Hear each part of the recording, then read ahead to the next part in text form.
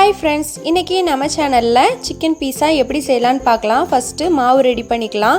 அரை கப் அளவுக்கு warm water எடுத்திருக்கேன். இது கொஞ்சம் லேஸ் வெதுவெதுப்பாக இருக்கணும். 1 ஸ்பூன் அளவுக்கு சுகர், 1 ஸ்பூன் ஈஸ்ட் சேர்த்துட்டு இதை நல்லா மிக்ஸ் பண்ணி விட்டுடலாம். 10லேருந்து 15 நிமிஷம் அளவுக்கு மூடி போட்டு அப்படியே வச்சிடலாம். 15 நிமிஷத்துக்கு அப்புறமா 2 கப் அளவுக்கு மைதா மாவு சேர்த்துக்கலாம். தேவையான அளவுக்கு உப்பு சேர்த்துக்கலாம். 2 ஸ்பூன் அளவுக்கு சன்ஃப்ளவர் ஆயில் சேர்த்துட்டு இது எல்லாத்தையும் நல்லா மிக்ஸ் பண்ணி விட்டுக்கலாம்.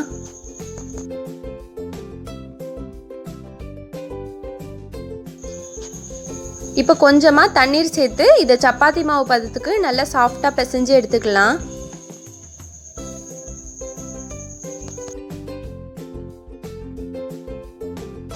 இது மாதிரி வந்ததுக்கு அப்புறமா இன்னும் ஒரு 5 நிமிஷம் நல்லா அழுத்தம் கொடுத்து பிசைஞ்சு எடுத்துக்கோங்க. அப்போதான் மாவு ரொம்ப சாஃப்டாக வரும். இப்போ கொஞ்சமாக ஆயில் சேர்த்துட்டு மேலே ஸ்ப்ரெட் பண்ணி விட்டுடலாம். இப்போ மூடி போட்டு கவர் பண்ணி 3 மணி நேரம் அப்படியே வச்சிடலாம். அப்போ தான் மாவு நல்லா டபுள் ஆகி செட் ஆகும். இப்போ 3 மணி நேரத்துக்கு அப்புறமா ஓப்பன் பண்ணி பார்த்தோன்னா மாவு நல்லா சூப்பராக டபுள் ஆகிருக்கு, சூப்பராக செட் ஆகிருக்கு. இப்போ நல்ல மாவை பிசைஞ்சு எடுத்துக்கலாம்.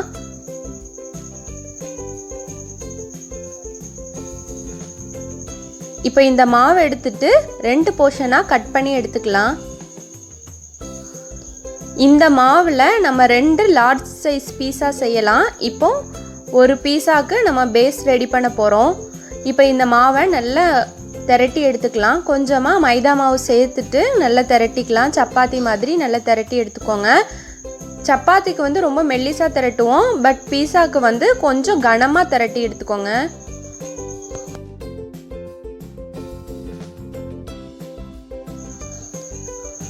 இப்போ திரட்டியாச்சு பாருங்கள், இது மாதிரி கொஞ்சம் கனமாக இருக்கணும். இப்போ ஒரு சில்வர் பிளேட்டுக்கு ட்ரான்ஸ்ஃபர் பண்ணிடலாம். இது மாதிரி ஓரங்களை லைட்டாக அழுத்தி விட்டுக்கோங்க.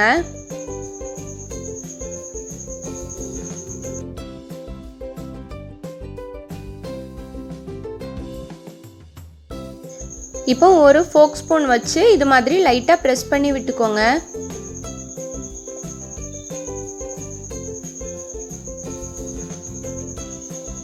இதுக்கப்புறமா பீஸா சாஸ் அப்ளை பண்ணிக்கலாம். உங்களுக்கு நல்ல காரமாக இருந்துச்சுன்னா பிடிக்கும் அப்படின்னா 3 ஸ்பூன் அப்ளை பண்ணிக்கோங்க. கிட்ஸுக்கு கொடுக்குற மாதிரி இருந்துச்சு அப்படின்னா 1 ஸ்பூன் அப்ளை பண்ணால் போதும். இது ரொம்ப காரமாக தெரியும். இப்போ 3 ஸ்பூன் அளவுக்கு நான் அப்ளை பண்ணியிருக்கேன். இப்போ கொஞ்சமாக கேப்சிகம் ஆட் பண்ணிக்கலாம்.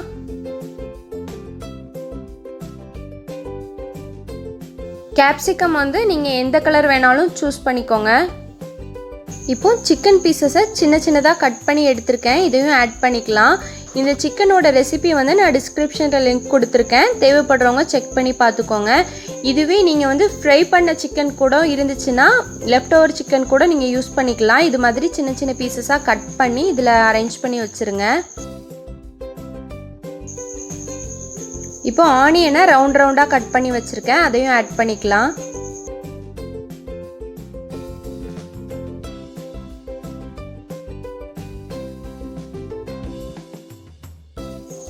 இப்போ மொசரல்லா சீஸ் துருவி வச்சுருக்கேன். இதையும் ஆட் பண்ணிக்கலாம்.